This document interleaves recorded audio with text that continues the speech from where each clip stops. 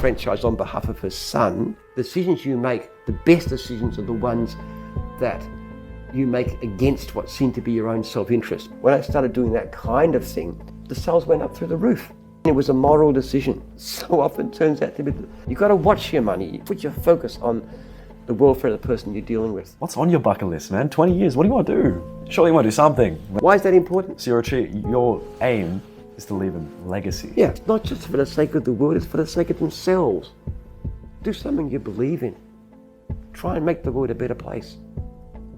If I had a glass, I'd cheers to that. Okay, everybody, first of all, thanks for tuning into the Flight Path podcast. If this is your first time seeing our content, first of all, thank you. Second of all, make sure you interact with this post, wherever you saw it, LinkedIn, Spotify, YouTube, whatever it is. Interact, rate the show, comment if you feel generous, subscribe if you feel more generous, because we put one of these out almost all the time. So today, I'm with Jim Penman, fantastic person, great bloke, and very inspirational. And honestly, wise. You're very wise, man. And people, especially my age, are always craving, in my opinion, advice from people who have already gone through life, right? Who have already gone through the hard bits. And you're there, right? And well, we've made all the mistakes. Exactly.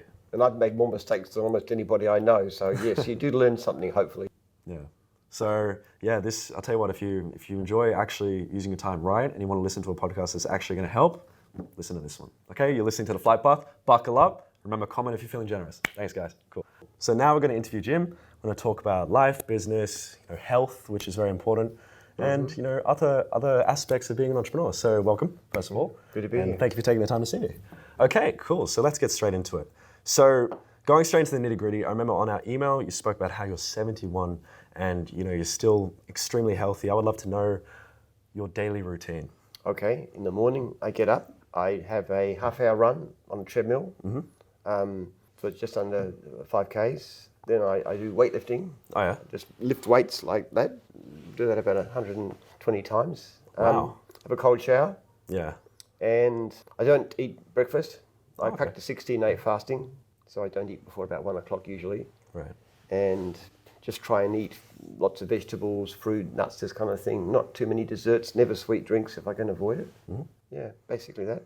Wonderful. And I walk a lot too. I probably walk based on my watch about 5,000 steps a day, even apart from exercise. That's just wandering around the office, doing things, gardening, whatever. Yeah. So you've got a mean arm wrestle, I'm assuming, with all those weights. Yeah, I'll give you a... No, please, you'll crush it. You know what? Okay, bring it. Let's do it. Right. I had one with Chris. You remember Chris from Hello? Okay. And he destroyed me. You ready? All right, let's have a go. 3, 2, 1. Oh, jeez. Oh, God. Come on, Tom. He's stronger than he looks, man. You're actually pretty good. Oh, man, yeah. No, but, strength is very important, obviously, mental and physical. Yes. So I want to know your routine. Number one, how long did it take you to figure it out? And number two, how important on a scale of 1 to 10 is an effective routine for you? Well, I've been sort of jogging or exercising since I was 14. I actually did a test at school and they tested your pulse rate. And I had one of the fastest pulse rates in the class. And so I figured, I'm going to become fit. Never that keen on sport, apart from things like squash, which I enjoy. But I just started exercising pretty regularly from then onwards. And of course, I was mowing lawns for, 15 years. Before that, gardening as a job. So I've always been pretty fit. That's good. And I just kept it up. It's not difficult to do once you get the hang of it. I quite enjoy it. One of the things I find useful, I either listen to a talking book or I watch something. Like the moment I'm watching a series about Catherine de Medici. Okay. Which is pretty good on Stan. So it's very engaging. So it's actually quite easy to exercise if you're minded. The biggest problem with exercise is boredom. Yeah. And it's not really that hard if you get used to it. Same thing with cold showers. If you're hot it sounds like an extreme thing, but if you're hot from a run, and if you're used to them, it's relatively easy and becomes part of a habit. And I would, very, very, very few days in the year, I would not do my exercise. Including weekends, Saturday, Sunday? Oh yes, absolutely. So no off days in the life of Jim Penman. Yeah. Well, speaking of off days, one of my role models, obviously opposed to you, is Ryan Serhant, and he always talks about dada days, having Saturdays as a day for being a dad. All the, hanging out with the kid and everything like that. And on another email we had together, I remember you mentioned that you have 10 kids. Yes. Now, you just said you don't take a day off, but do you have a dada day? Do you have a done day? Tuesday? I don't know. Well, I don't work as hard at the weekends. I still do my emails and things and whatever comes up. But basically, I'm not a workaholic. I drive my son. I got a 13-year-old son, my youngest, and I drive him to school and pick him up most days. And that's about a 20-minute drive, so we get to talk. So I spend about 3 hours a week chatting with my son. Well, after all these podcasts, it's going to be hard to fight through the paparazzi. I don't think, one thing I strongly believe in is no other success can compensate for failure in the home. So it doesn't matter how much money you make if you neglect your children, if you neglect your family, then what's the point of it? Yeah, I remember, my memory is failing me at the moment, but I saw a podcast clip where you mentioned this quote. I don't remember it, unfortunately, but I would love to know. Do you have like a quote or a mantra that keeps you going? David Goggins says, they don't know me, son, stuff like that. Do you have something similar? Or do you just move? Do you just go? Well, the one I just told you. Yeah. No other success can compensate the failure of the home. Another one I've just come across quite recently that I love, social comparison is the thief of joy. This is from Theodore Roosevelt, and it applies to all kinds of things. It applies to getting more and more money so you can do things like buy an expensive car or a big house or impressing people with your clothes and this kind of thing too. Social comparison. And that's a terrible way to spend money because it doesn't bring happiness because you're always comparing with somebody else and there's always somebody who's richer and more successful than Absolutely. you. So it's a terrible way to live. And it also applies to things like Facebook. Now, I don't actually use much social media. We, as a company, we use it. But in social media, you're on there competing for likes, competing to see, and people that you're looking at are always more successful. They always seem to be having more fun. They're having a great life, but they're only the highlights. So those are the kind of things that bring you misery. Yeah, so I think one of the great things is you've got to have a sense of purpose, a mission in your life. And family should always be a big part of that, or at least to me it should be. And don't chase success for its own sake. I like that. And that reminds me actually, today when I was on the Skybus from the airport, I was speaking to this lady named Jenny. She's 75, and I told her that I was interviewing you, and she was really excited and happy. And she asked me to ask you one question, and I feel like I would be doing Jenny a disservice if I didn't. Is retiring on the horizon for you? Oh yes, one day we're going to have a very moving retirement ceremony. A lot of people are going to be there, and I'll be the guest of honor. I'll be in a box because I'll be dead. That's my retirement. Whoa, yeah. Jeez, well, I don't conceive of the possibility of retirement. I am so looking forward. I've looked it up. I've probably got about an extra 23 years to go. I'll probably live to my 90 because I'm, in terms of health, I've got everything for longevity except I don't have particularly long-lived parents. Right. My father died at 76 of a stroke and my mother died at 93. But apart from that, everything about me, my weight, exercise, the fact that I work, interest, social activity, everything indicates long life. I've probably got another good 20 years and I don't see any reason ever to stop. I don't, the hardest time of the year for me is actually Christmas, New Year. Because everyone's left. Yeah. I actually spend it with my family, with as many of my kids as possible. Most of them can get away together. But it's hard because there's no business, and I find that very difficult. I really don't like holidays. Yeah, no, life of an entrepreneur. That's why I really look up to you, my friend. Like, I've been seeing your work ethic all over. And like, even so, you can't see it right now, but there's a whole banner full of all the different franchises. And you have, how many franchises off the top of your head? We've got 45 divisions. And you just hit 5,000 franchises. Hit 5,000 yeah, exactly. Yeah. Crazy, right? So you just said, you think you have another 20 something years left, and you've got your health in order, you've got everything else in order, but stress. Do you have stress? Do you manage it? No. How? How do you do it? I enjoy my life enormously.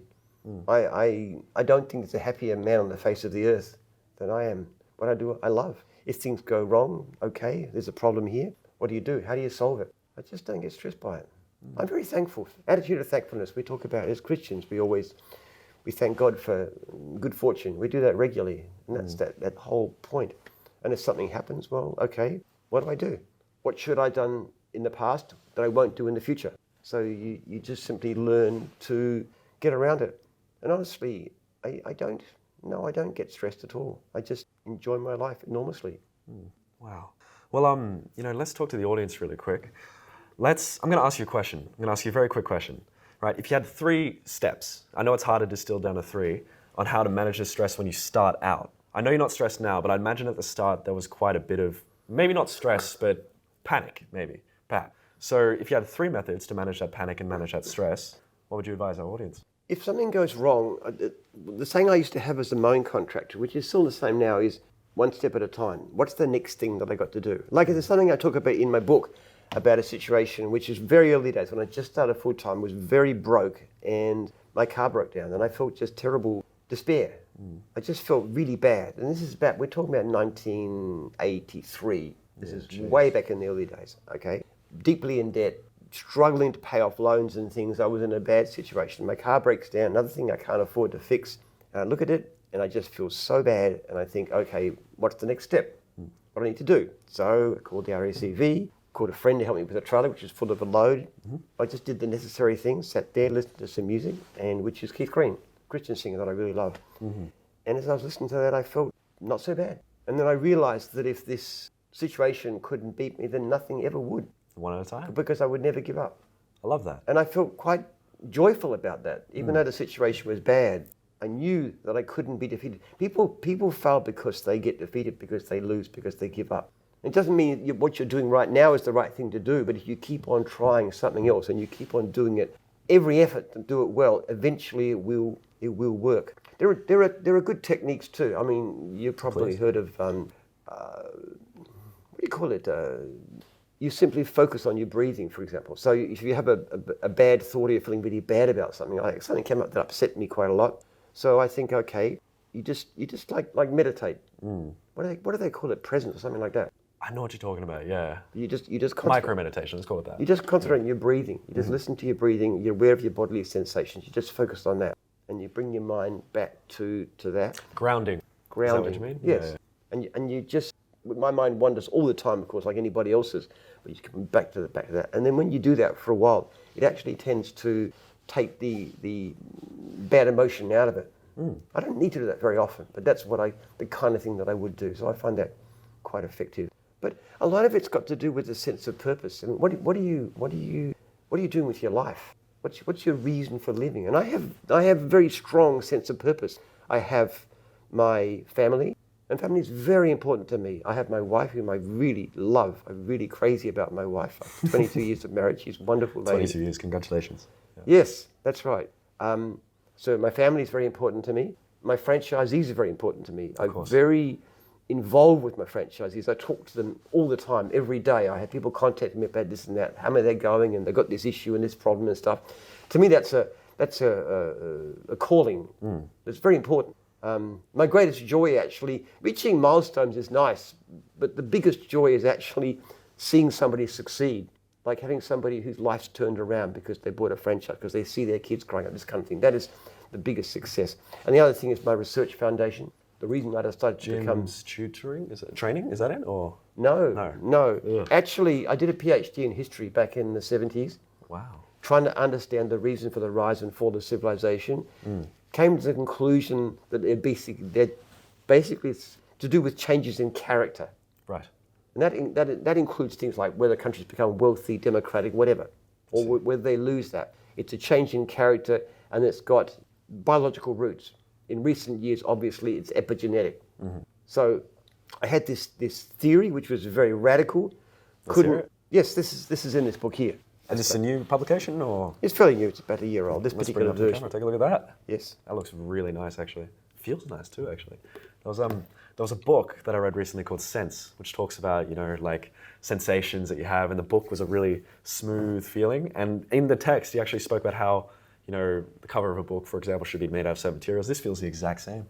So, it's sensations like that. But let's go back to... But what's inside is what matters. Of course. And what you've got is my theory suggested that it should be possible to make dramatic changes to the good, not only in society but in individuals, in things controlling things like drug addiction and so forth.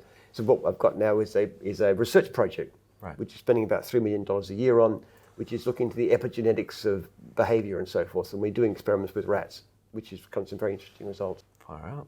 Yeah, so you're not just growing the Jim's empire, you're also growing, you're trying to leave a mark on civilization. Now, when it comes to that mark and when it comes to the research you're doing, I'm going to ask you a really deep question. You might have to think about this one, but I saw it on another podcast, and this is a hard question to ask, but if you had to ask your family or your wife or, one of your closest coworkers or your closest friend to write a book about you, what would the title be?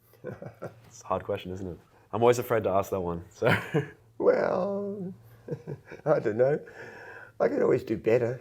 I have a very strong sense of how many things I fail at, so many things I'm bad at. I'm a highly imperfect person. I'm actually not very good at most things in terms of business. I have great staff, people like Joel that you've met, people like Rocky, people like my finance director. I have people around me who can do these things that I'm not very good at. Yeah. But when I look at myself, quite frankly, I'm often astonished I succeed at anything at all because there's so many things I do badly. But I guess if you do just a few things well and you don't give up, it's possible to do very surprising things. I mean, this whole business, having 5,000 franchisees, when I started this, somebody asked me how many might I have one day, and I said, maybe, look, I don't know. Maybe 100? Maybe 100. Yeah. That's right. So it was Remarkable. unexpected. I just didn't think it would work so well. I had a certain vision. I wanted a system that would look after customers, but most of all look after franchisees, make them successful. That was the kind of idea, and I really didn't know how to do that. We didn't even understand things like the value of meetings and so forth, and best forms of contact. And there were so many things I did wrong, but the basic principle that you look after your franchisees first, and then look after customers, so that you'll get lots of good paying work for your franchisees, because the two work together. That hasn't changed, but everything else has. Remarkable. Well, I'm sure. I want to circle back to that question about the book. Any idea for a title? Or it's a hard one to think about, isn't it? How about we circle back to that at the end? Yeah. About getting your message out. What I think personal mission is something maybe have you touched on a lot in your... Look, there's certain kinds of things that I talk about a lot. I talk a lot about health and happiness. That's a very big concern of mine, because I think people they think that if you have more and more money to buy more and more stuff, you'll be happy. It's a complete illusion. There are principles behind it. There are ways of things you should do, the way you should lead your life. And I can go through a lot more. There's things like not smoking and drinking, all kinds of things, not drinking coffee. There's many things I could talk about. You don't drink coffee? No. Jeez. I don't drink coffee or tea. Because they're dopamine. You understand how addiction works? Yeah, of course. It's a dopamine surge, okay, which does bad things to you. It actually imbalances the brain. The brain adjusts by actually lowering your overall level of satisfaction. So you keep on surging dopamine, whether it's coffee or whether it's alcohol or whether it's drugs or whether it's a sweet drink. There's some kind of effect. Surge of dopamine depresses your actual level of brain satisfaction. Right. So the more you have of it, the more until eventually you have to keep on having these dopamine surges to make it work. If you do the opposite, if you do things like fasting, restraint, personal restraint, exercise, cold showers, those kind of things, has the opposite effect. By giving yourself a bit of a surge of discomfort, you actually raise your level of satisfaction. How much you want to go into that, I don't know, but there's a certain philosophy behind what I do. And so no coffee, no tea, no sweet drinks, just water and... I very rarely do drinks. I wouldn't say I never No alcohol do. either, as you said. Wow. Yeah. I might have a sweet drink every fortnight or so. Very, very But not rarely. like a Coca-Cola or something, like, surely. Doesn't matter what it is. Doesn't matter, right? Yeah. They're very, very similar. Whether you have a Coke or a Diet Coke or a fruit juice, they're all bad for you. You shouldn't. It's not good to drink sweet drinks. So moderation. Yeah. Well, as little as possible. If you're going to have sweets, then have it as a food. Better to have an apple pie, for example, than to have a Coke, because even if the sugar is the same, when you have the apple pie, you have the dessert. It's actually absorbed into your body more slowly and naturally. You don't get this surge, which is so damaging. That's why people get health problems too, because they have like a surge of sweetness. Then your insulin ramps up and in a hurry, and that causes a problem, because then when the sugar rush dies down, you've got high insulin, and then it causes all sorts of issues, and that's people get diabetes and so forth. That advice is going to help a lot of people. That's really cool. All right, now we're in. So 3, 1. All right, so I'm not even going to try and pronounce this. How do you pronounce that? Epigenetics. Epigenetics and Character, The Science of Human History by Jim Penman. That's it, right? So I'm going to read the blurb very quickly. And if anything jumps out at you, just interrupt me, okay? So Epigenetics and Character by Jim Penman. Doctor, PhD in history, correct? Yes. Beautiful. Dr. Jim Penman details a revolutionary new theory about why societies prosper and why they decline. He shows how history is driven by changes in the character of ordinary people rather than by economic and political forces or by the actions of leaders. So this is all about history, right? And this is about actually, integrating your knowledge that you had for the PhD and stuff like that. So yeah, it seems very interesting. The key to all this is epigenetics, the study of how the environment affects our genes. You want to go into further detail about that? How does that work? How does epigenetics work? Let's go into a quick summary. Basically, everything is character. Right. Okay. Society where people are industrious, where they're hardworking, tends to be, and enterprising tends to be prosperous. If people are aggressive, it tends to be warlike. If people have strong impersonal loyalties and orientations, you tend to have support for democracy, for example. They have high standards of honesty and so forth. So societies reflect individual character. And the basis of character is epigenetic, it's biological, it's the way we make up, it's the basics, emotions of the way we deal with the world. Now, I'm looking at certain aspects of character which have biological root. One of them is a system I call C, which is to do basically with food restriction in animals. Right. But in humans, it's driven by things like chastity and so forth, and other kinds of practices, often tied up in religions. I see religions as actually the driving force behind human civilization. Okay. Yeah. Because they affect character in a very fundamental way. And so the beliefs we have, the environment we're in, affects the epigenetics, and that means that if you understand epigenetics, it's the way that genes function. Human beings are very, very similar genetically. We are extremely similar species, far more genetically uniform than, say, chimpanzees are. But the differences in epigenetics are quite profound, and epigenetics is the way that certain genes are turned on or off. Because you understand the way a gene works, basically, it pumps out a protein. That's how it does. But there's a little tap on it, you can just turn it off, turn it on. Right. And so epigenetics is what actually does that. Okay. So we're using animal models. We're with rats at the moment. We're looking at food restriction. We're looking at what happens in different stages of life, what happens pre-conception. And we're also having a look at mild stresses, what we call eustress, positive stresses. Right. And these have changes in character. So we're actually looking at them in rats, trying to work out what the effects of these things are, what the effects on proteins, what the effects on the microbes, on microRNA, messenger RNA, on the methylation systems, the overall structure in different parts of the brain of what genes are turned on or off. Right. And we're trying to reverse engineer these processes, because if you could work out a way to mimic these natural effects, like food restriction and so forth, you could actually change character in a very, very profound way. It would be particularly helpful initially with people saying things like drug addiction or alcoholism, Right. where people take very short-term viewpoints instead of a long-term one. And most of the success in life is actually saying, I'll do what I don't necessarily feel like right now because of what I really want to happen in the future. Exercise is an example of that. You know, you don't necessarily feel you want to get up and exercise, but you know if you do, you'll be healthier and happier and more vigorous and all the rest of it. And the same thing with diet. You might feel like having that sweet drink or whatever it is, but you know that in the future that you'll have problems with it, not only health-wise, but also in terms of mood and so forth. Requires discipline. Right, discipline, yeah. Interesting. And if we can help people to be more long-term oriented, which is what these studies will do, that will actually have a dramatic effect on well-being. Right. Wonderful, man. So you have a very broad understanding, right? So it's not just, obviously you have all the understanding of all these different franchises and everything, but you've also got history, as you said. Now I want to ask you a question that could help, say people going into high school, right? In high school you have electives, you have like economics, English advanced in Australia, stuff like that. I'd love to know, if you had a range of, for example, you have modern history, ancient history, let's just branch it as history. If you had history, economics, language, mathematics, and what's the other one? No, I already said English. That's language. Well, let's just call it language for now. You know what I'm talking about, one of those electives. Out of all of those, including history, by the way, which would be the most important for an entrepreneur to select? And business studies in there as well. Well, academic subjects aren't particularly relevant anyway. Now, one of my most successful franchisees actually dropped out of high school in year 10. Went to work for McDonald's, learned a lot of things, came in, bought a franchise, now a franchisor and a trainer and so forth. I think academics is grossly overrated, actually. Yeah. There's a wonderful book called The Case Against Education, which actually points out that people who go through an education system beyond, primary school and perhaps early high school, learning how to read and write and add up and so forth, don't get a lot of value from it. To a large extent, what education does is it's a parchment effect. It actually means that you've got something that says to an employer, hey, I'm hardworking enough and capable enough to get through this fairly meaningless course. Exactly. Yeah. So I would say that if you're interested in learning to be an entrepreneur, the best thing is probably just to read a lot. And I read an enormous amount. I'll read or listen to talking books. Well, you read and write, so. Well, yes. I probably would read 2 or 3 books a week.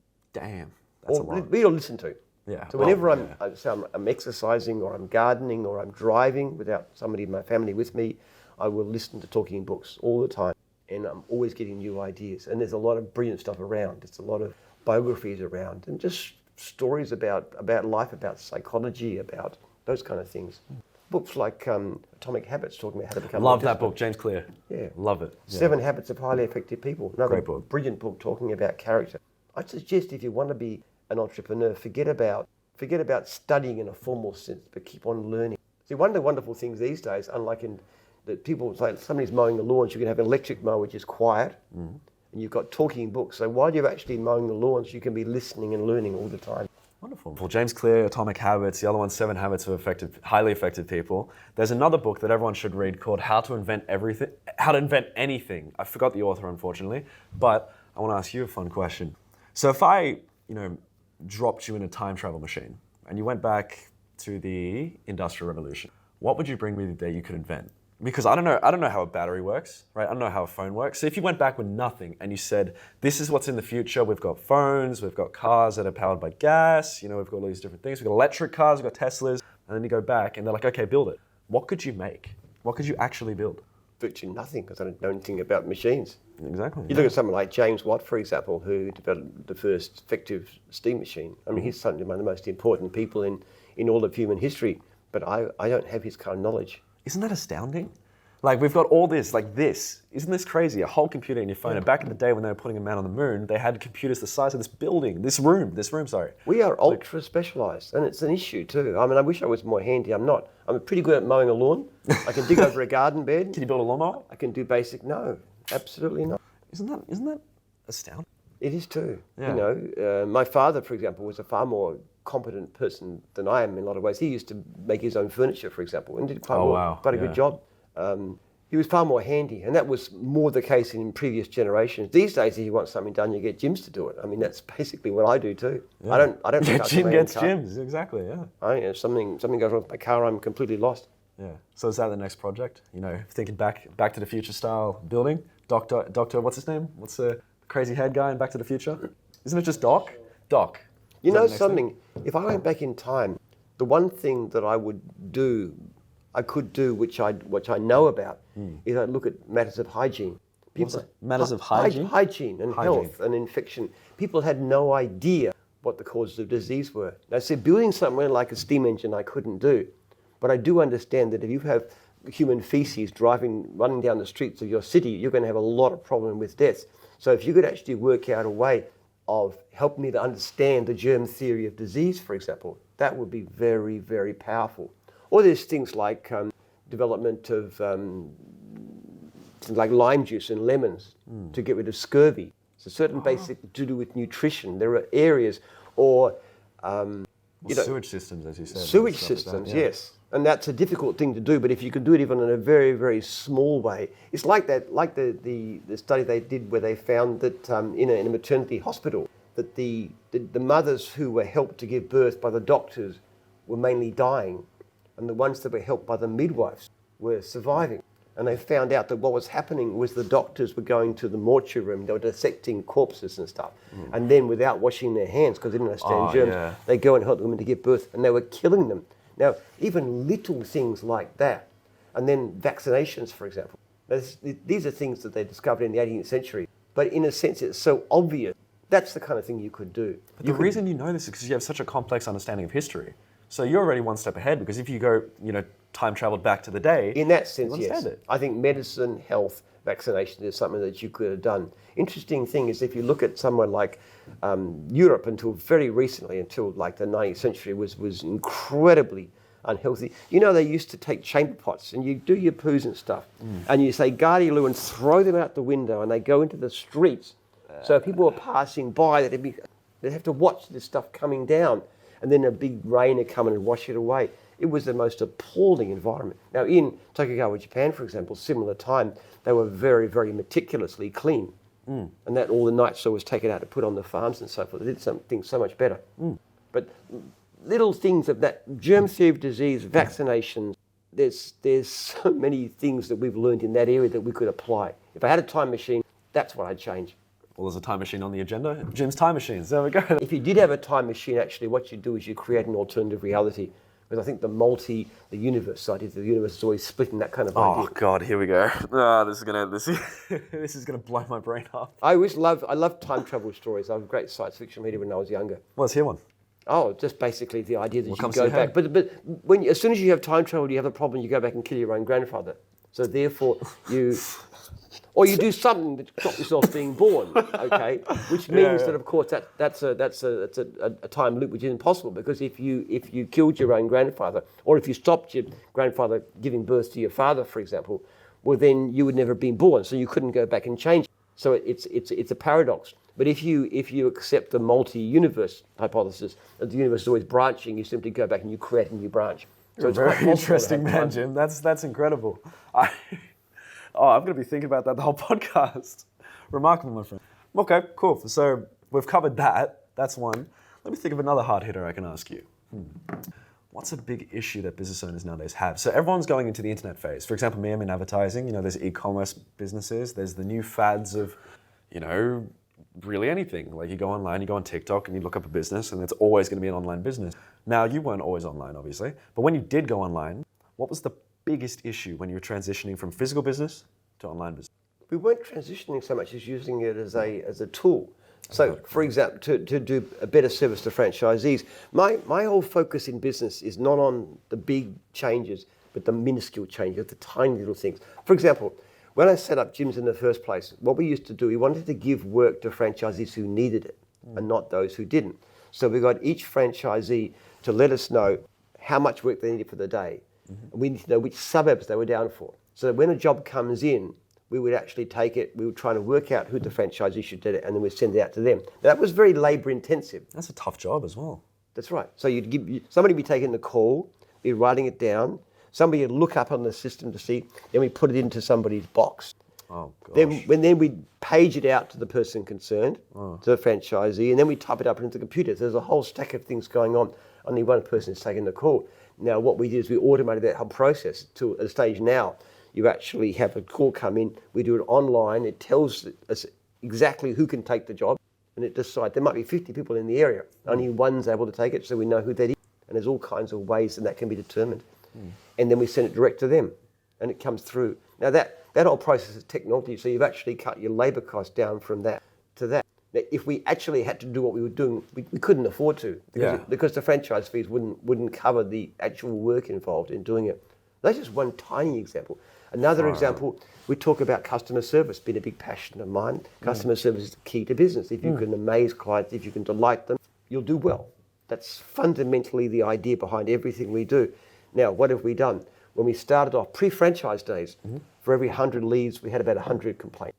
Really bad. Wow. Subcontractors, very poor service. Franchise system comes in, people own their own business, there's various kinds of incentives, things like lead fees and so forth, drop down to about 100 leads, 5 complaints. And then we started doing other things. We started recording complaints and then sending out warning letters and so forth, and even breach notices. And then, about 12 years ago, we started doing customer surveys. This was revolutionary. We actually text a client, originally emailed, then we texted them, asking a very simple question about whether they're happy with the service, and then a comment, feed that back into the system, and the complaint levels went down and down and down to now they're a fraction of 1%.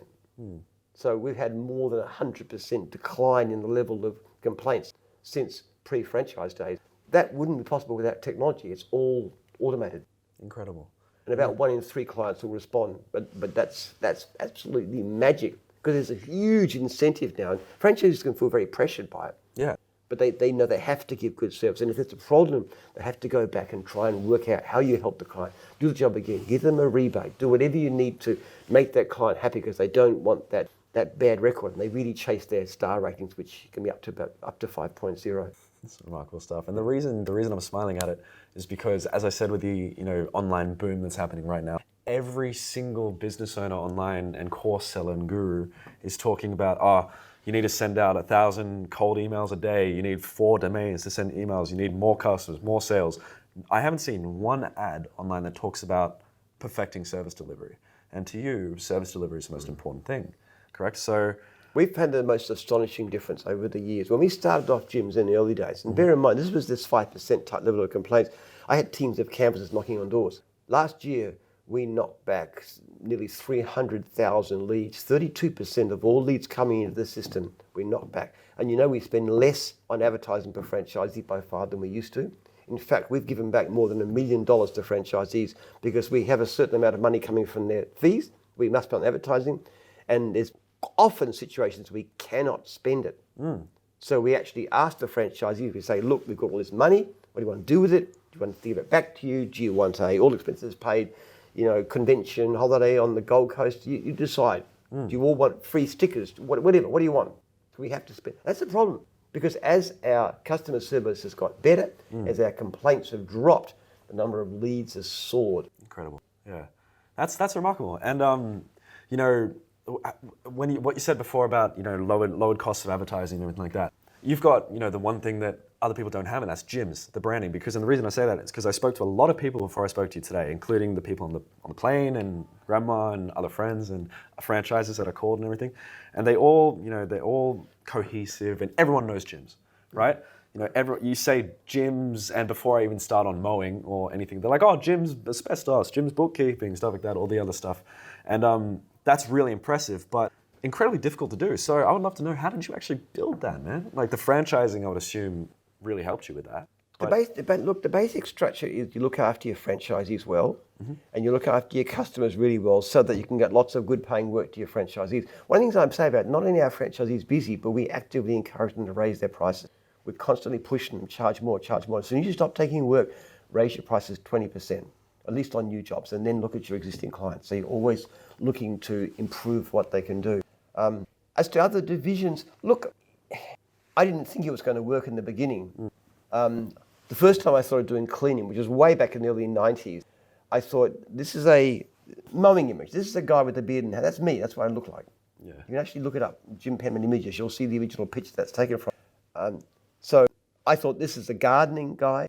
It doesn't apply to women. It doesn't apply to cleaning. So I tried cleaning with a similar franchising model, but with this different logo called Sunlight, S-U-N-L-I-T, with little stars and stuff. So we tried that. Sold a couple of franchises, couldn't find work, shut it down, get the money back. Then somebody came to me and said, what about Jim's cleaning? I said, no, Jim's cleaning, Jim's is a gardening image. It's not going to apply to cleaning. They said, we think it will. I said, no, it won't. They said, we think it will. And we'll give it a go and we'll do it ourselves, kind of in partnership with you. I said, okay, give it a try. So they tried it and it did work. Remarkable. And people liked the brand. So in a sense, most of the time when we start a new division, it's not because we started. If somebody comes to us and says, what about Jim's Test and Tag? What about Jim's Handyman? What about Jim's Pool Care? What about Jim's IT? What about Jim's Laundry? Somebody comes to us with an idea. If it's a good idea and they seem to be the kind of person that could drive it, then we start a new division. It's very rarely we start divisions ourselves. Yeah, that's truly inspiring and truly. But the systems are very similar. Right. Whether you're mowing, dog wash, cleaning, laundry, very, very similar. Contracts are very, very similar. Systems operation, franchisee support systems, very similar. Customer service control, very similar. So in a sense, we are very, very narrowly specialized. Even though it looks like we do a lot of things, they're really all very much the same thing. But see, we don't do site-based. I would not try and compete with McDonald's. No. Because they're too good at what they do and it's a totally different business. But a new division like Jim's Physios or Jim's Doctors or anything like we can do with ease. Yeah, it's a tried and tested model. Right. And that brings me up to another question. Now this is another heavy hitter. You ready for this one? Okay, cool. So, earlier today we spoke about how, there's, if you went back in the past, there's some things you could do, some things you couldn't do.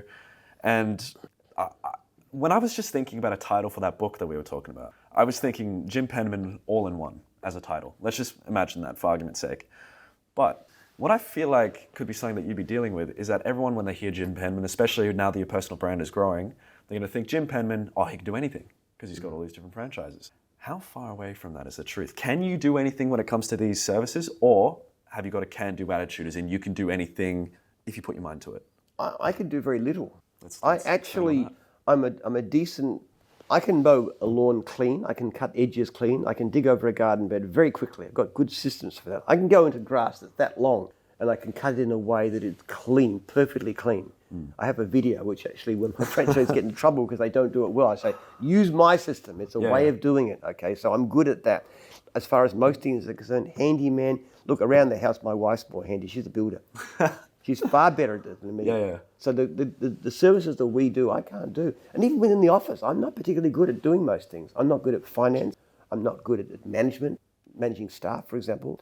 I'm not good at IT. My system is simply to find people who can do those things better than me.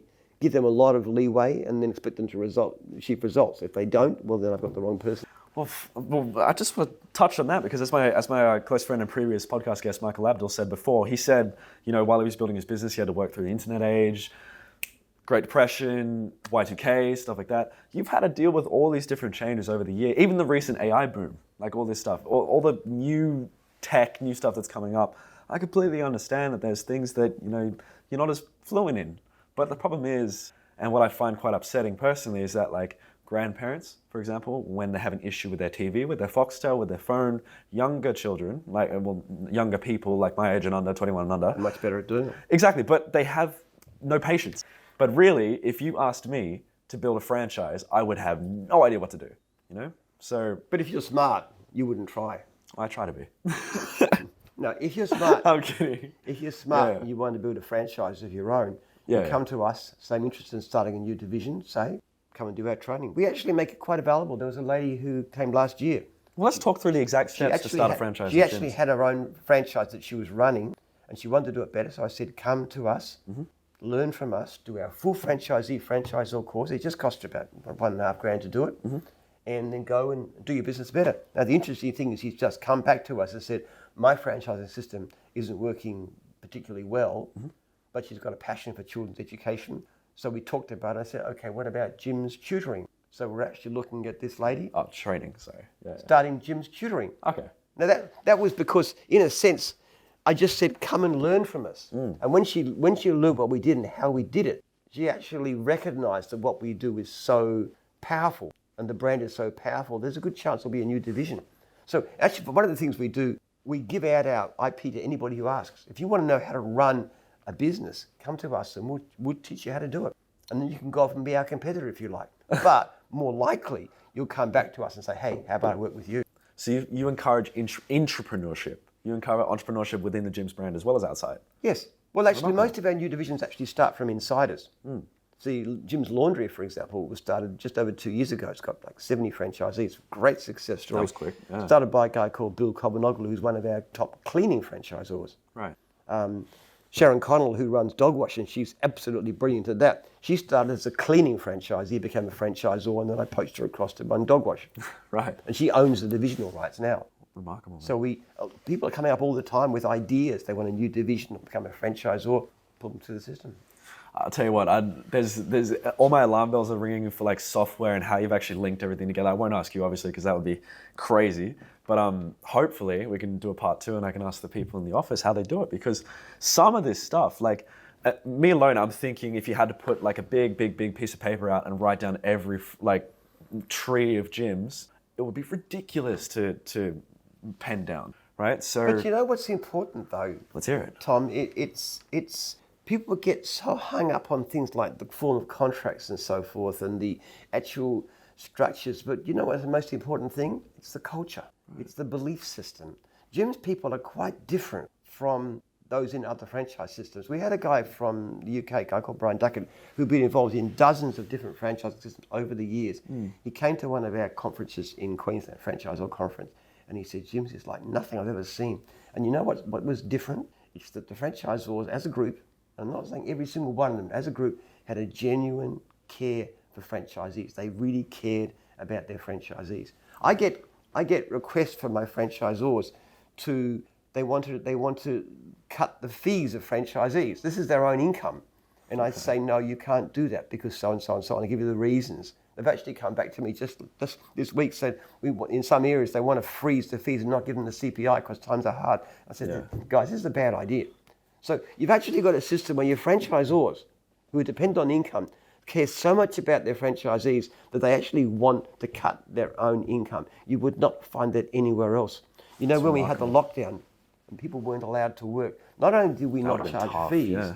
but my franchisors who were not getting paid worked harder than they normally did just to give support to franchisees who were distressed, who weren't allowed to work, especially in Victoria.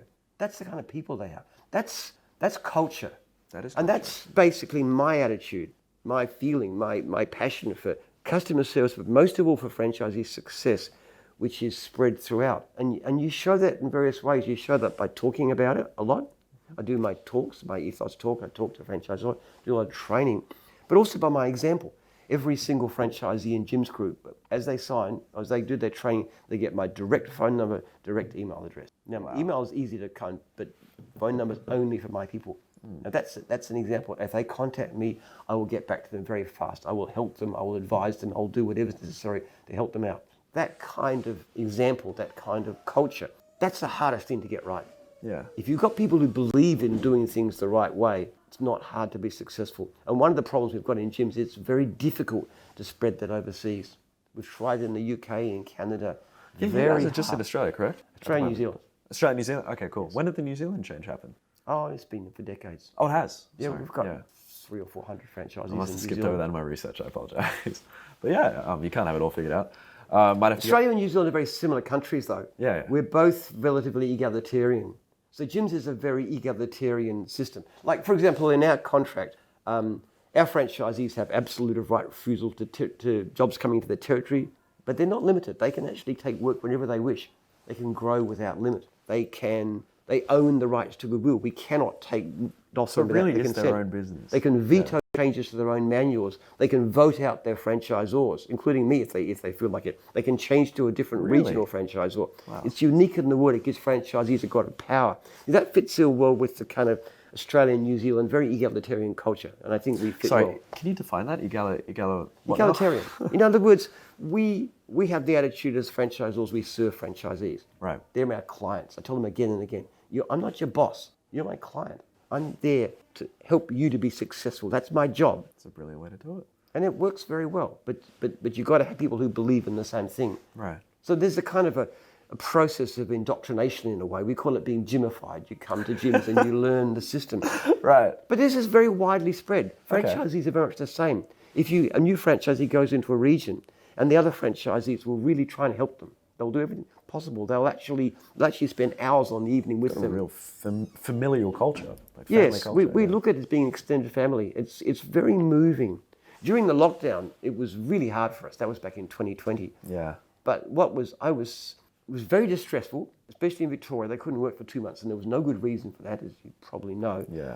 But what really impressed me was the way that franchisees looked after each other. We had people who had no income, who were shut off from work, and they were helping others who were in a worse situation. We had one young lady who was actually, because she was student, she had no money from the government. She was forbidden to work. She was going back, but being faced with couldn't afford to buy food, was being threatened with eviction. Other franchisees, also shut off from work, were giving him like menu log vouchers. We said if you get kicked out, evicted, come and stay at the conference centre, and we lent a bit of money.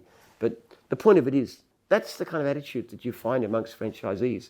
In general, they really do care about each other. Yeah.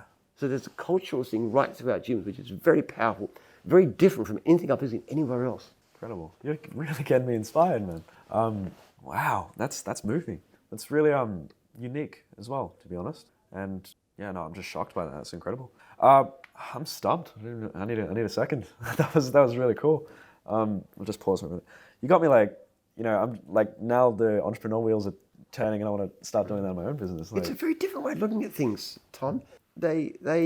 People worry too much about money. Yeah. If you amaze your clients, and in franchising, your major clients are your franchisees, your first most important clients are franchisees. If you amaze your clients, all you got to do is to watch the back end to some extent and just keep an eye on what's going on expenses. But if you focus on the front end, focus on giving great service, you tend to do better. The franchisees that are most successful are not the ones that are most hungry for money. They're the ones that have such a passion for customers that they just cannot stand to let a customer down, which is very much the way I was as a lawn mowing contractor. I just want to do an absolutely perfect job beyond what anybody ever asked me. Well, would you call yourself a perfectionist? In terms of mowing a lawn, yes. Right. But I mean, when you're mowing a lawn, you do an edge. If you have one blade of grass, that looks terrible. It's like a beautiful woman with a red spot on Or her a sore face. I mean, thumb, it's awful. So of course, in that sense, perfect. Everything has to be picked up clean. Every blade of grass got picked up clean. When you dig a garden bed, every bit of green's got to show. You have to red the brown earth. It's not very good ecologically, I know, but that's what people want. So that's what you do. Yeah. You satisfy the client. People look at the jobs I did and say, I never knew my lawn could look that good. And it wasn't primarily driven by money. It was driven by just this desire to do a fantastic job, to delight the person I'm dealing with. It's an emotional driver. If you keep on doing that, it's surprising how often other things fall into place. As long as you're not stupid about money, you've got to know. Just like with my franchisors, they don't want to give them the CPI increase for fees. And I said, come on, guys. We're still 25% unserviced leads. Things are not that bad. I know you care about it and it's a credit to you, but let's be sensible about it. Better still, rather than focusing on dropping the fees, which make no. How can we improve service to our franchisees? What extra can we give them? What more can we do for them? Because honestly speaking, if they don't pay an extra $30 a month, it doesn't register. But if you can do something to help them make an extra $3,000 a month, that really, really makes a difference. And that Focus fulfills on your that. purpose. And your purpose was helping people? You said something about that. Let's go with helping people. That's right. Well, the same thing with customers. Yeah. Basically, don't focus on being the cheapest. Focus on being the best. Because in reality, that's far more important. Absolutely. Reliable. Yeah. Okay, cool. All right, so I want to ask you some rapid fire questions. Go ahead. How about we do it standing up? You want to do it standing up? Sitting down? Rapid fire here and then we'll do some on the way out? Yep. Jim, it's been fantastic. I'm like, are you getting tired? After what these every time. It's the fasting. He's Yeah. like, this is why I tell you don't eat breakfast. No, well, yeah, I 16 days for I recommend it. 16, I really do. I'm gonna start doing it now. Yeah, I've been doing it since I was, 17? Wow. I've never Okay. done it. Yeah. I used to read a lot of the PubMed articles. I do I feel amazingly good health. I just cannot No one ever comprehend. believes you. Everyone's like, oh, don't you feel terrible? No, when you don't get used to it, don't you? Yeah. But when I went away with my kids at Christmas, New Year, I had breakfast and it was nice to have a meal with them, but you feel very laden down and leaden. As soon as I eat now, like as soon as I get the insulin spike now, I've got more energy than most people half my age. You know, if I'm walking somewhere, I just run for the sake of it. I love, you go to the supermarket, I love lifting things. I like the feeling of using my body like this. I just enjoy it. don't they say like muscle, not atrophy, Yeah. is just because people don't use their muscle? I think people who are tired all the time, they just seem so slow. Even people who are half my age or Can you less. take that? You can take it. It's just no. That's just a warning. Okay. That's just a warning about. I think good questions. We could good one obviously would be: what are your core beliefs and values? 3 secrets to aging. 3 seconds to aging. 3 secrets to like How do you age? longevity. No, Sorry, yeah. longevity is Yeah.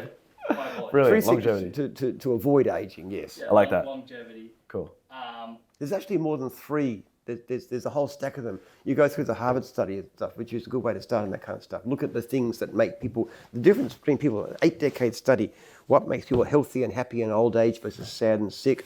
There's a series of things you go through. I can talk about that. Have you sorry to distract, but have you seen Brian Johnson?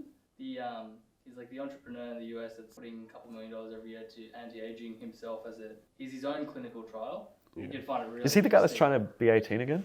Yeah, he's trying to do epigenetic. He's done. Yeah, I heard about he's this got guy. the world record for epigenetic age reversal. And he talks about diet and he makes everything public, every single piece of research. I'll look into this. Yeah, the diet. I've been There's a lot of stuff going on about aging. A lot of these tech people too are very interested in that. Yeah. Look, I've got 20 years or so, 20, 25 years to live. I don't intend to see that as the end of it. If there's anything going to be around within that time, I'm going to be first in the line. I'm telling you there's this that. whole new trend about Could live 1,000 years, who knows?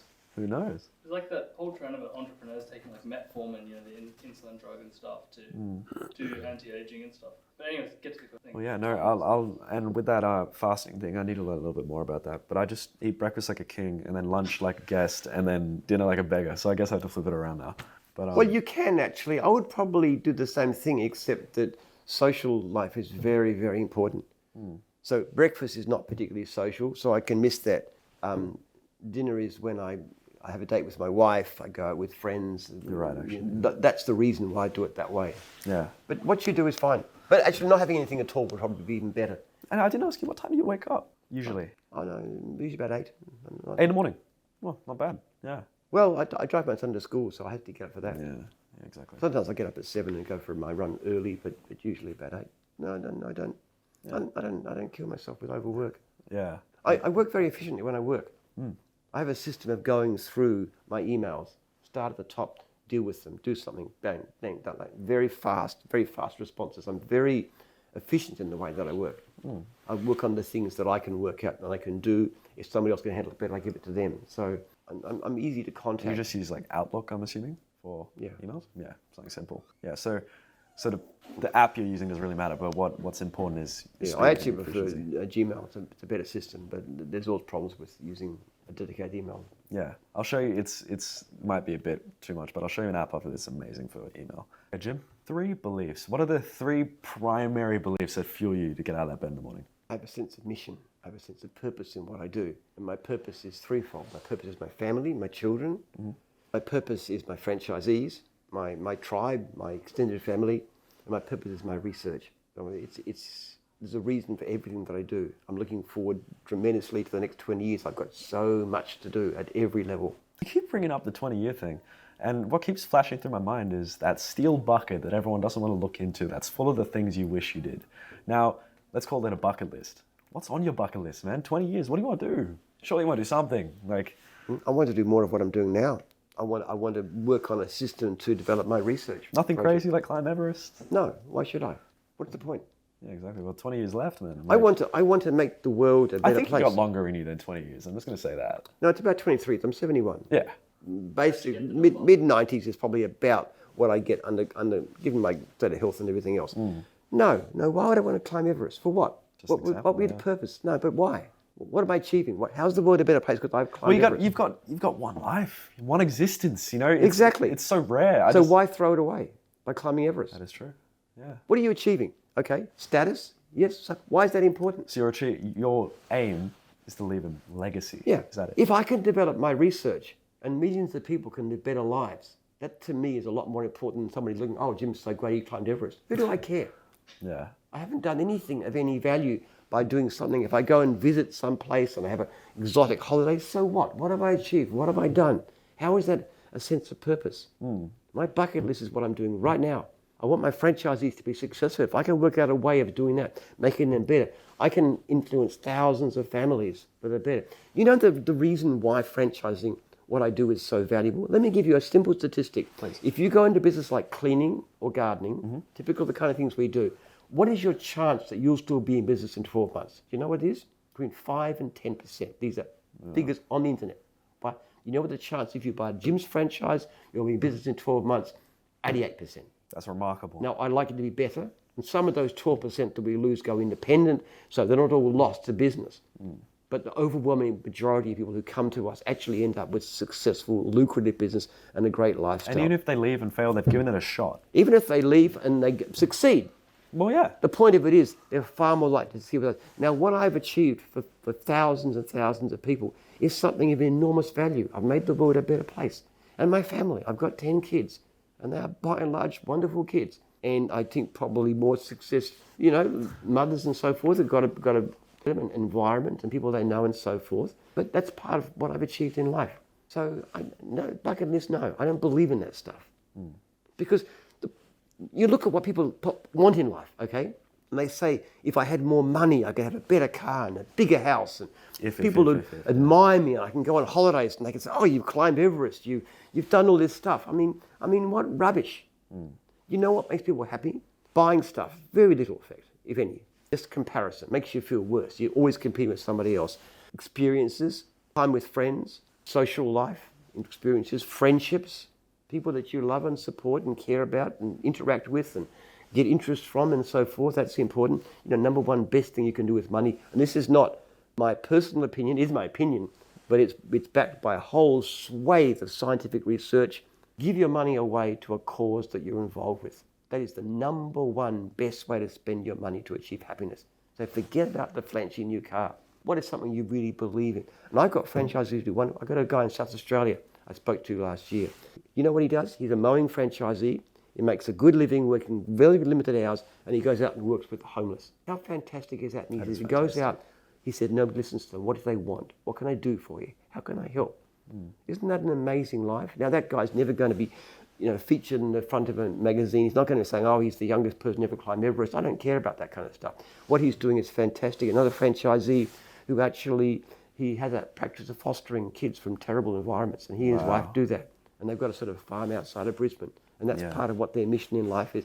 To me, these are great people. Absolutely. And I think that's what people should be focusing on. It's not just for the sake of the world, it's for the sake of themselves. Do something you believe in. Try and make the world a better place. If I had a glass, I'd cheers to that. You know what, there's so many studies on, I love reading things about health and happiness. One of the studies I'd really like to bring to you is there's the one that's been done for 8 decades, basically started with Harvard students, but also with poorer kids. They've looked at what makes people happy and healthy in old age versus sad and sick, and there's some very clear features behind that. Okay, don't smoke. Don't drink beyond a very modest amount. Alcohol is one of the worst factors. Exercise. Keep a proper weight. Don't get overweight. Cope well with misfortune. In other words, when things go wrong, be positive. React to them in a positive way. Keep your mind active. Keep on learning new things, new ideas. Change the way you think. And 7th, most important of all, strong social relations. Family, friends, strong bonds with other people, face-to-face bonds, not through social media. Direct communication, bonding with our fellow human beings, that's number 1.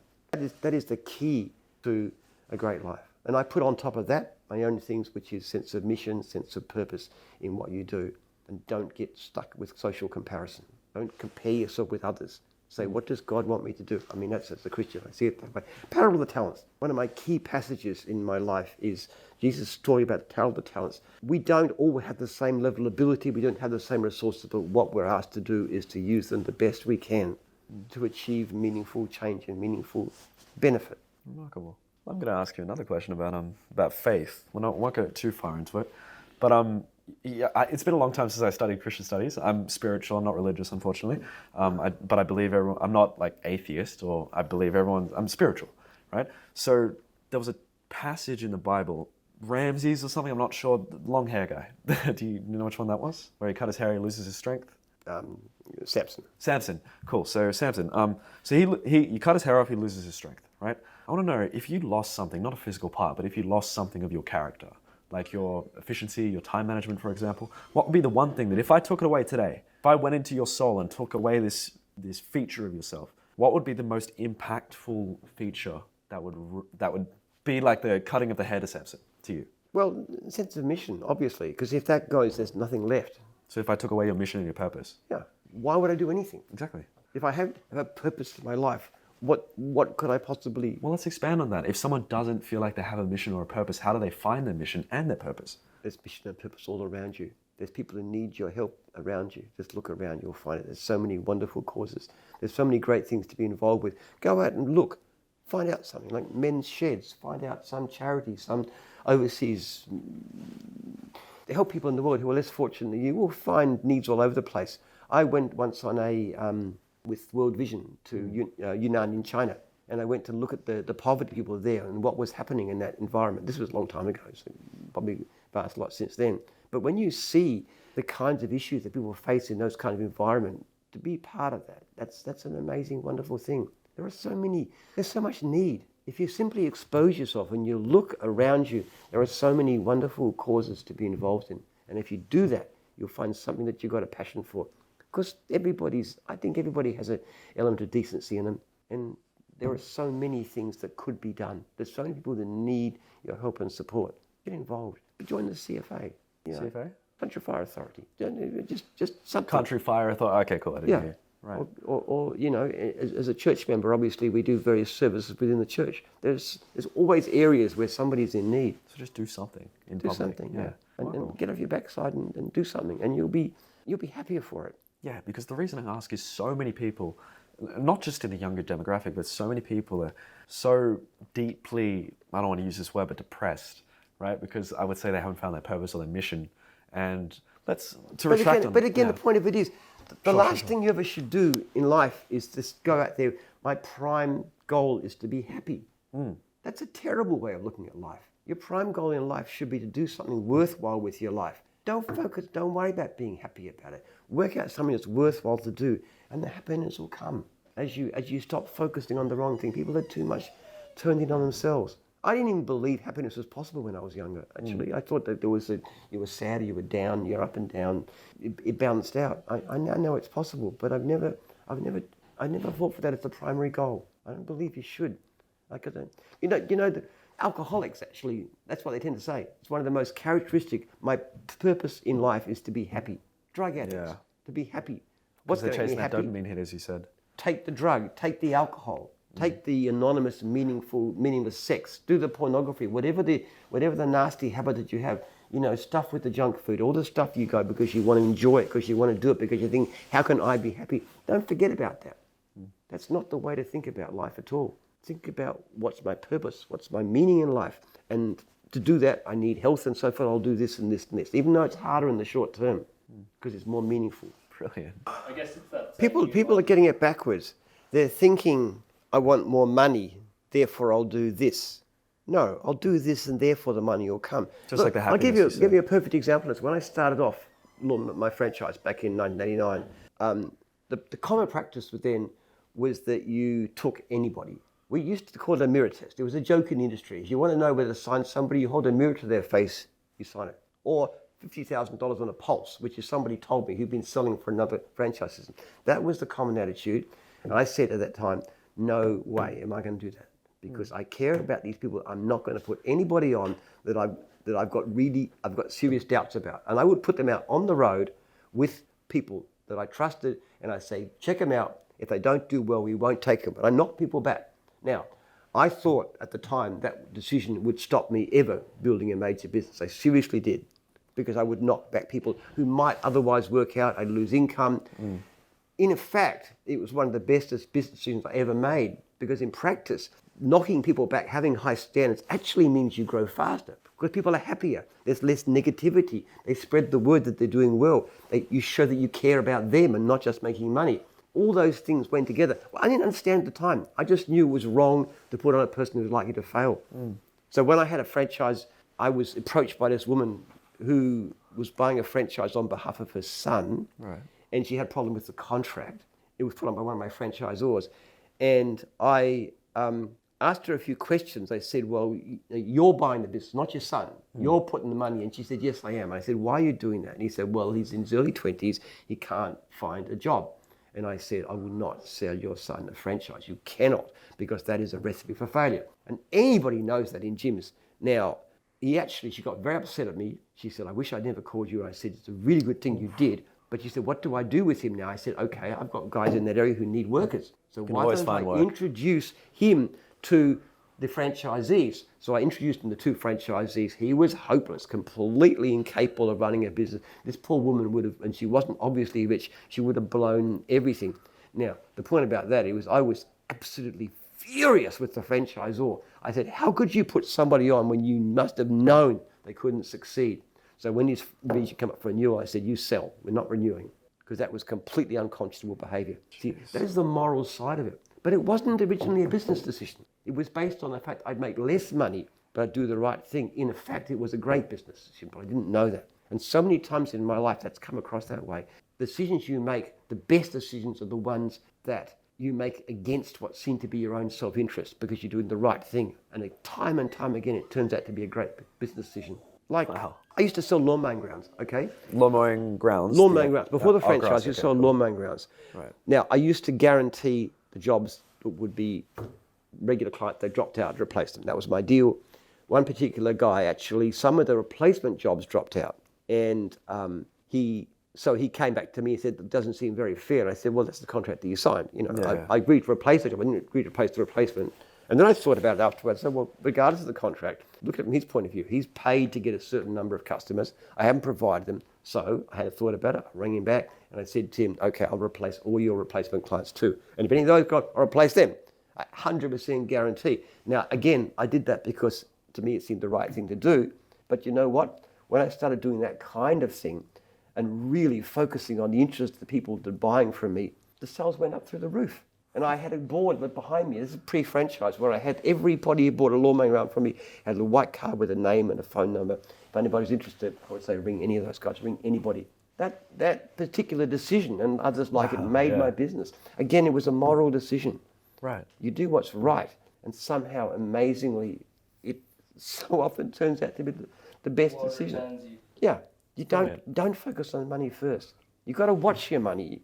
You got to make sure that you are covering your costs, but put your focus on the welfare of the person you're dealing with. You've really, I'm going to be honest with you, you've changed my mentality, because at the start of the year, for the last 3 years that Bohemian's been running, I've been focusing on the service delivery and perfecting it, and like automations and stuff. And now this year, I've been really only focusing on money to try and bring up the cash flow.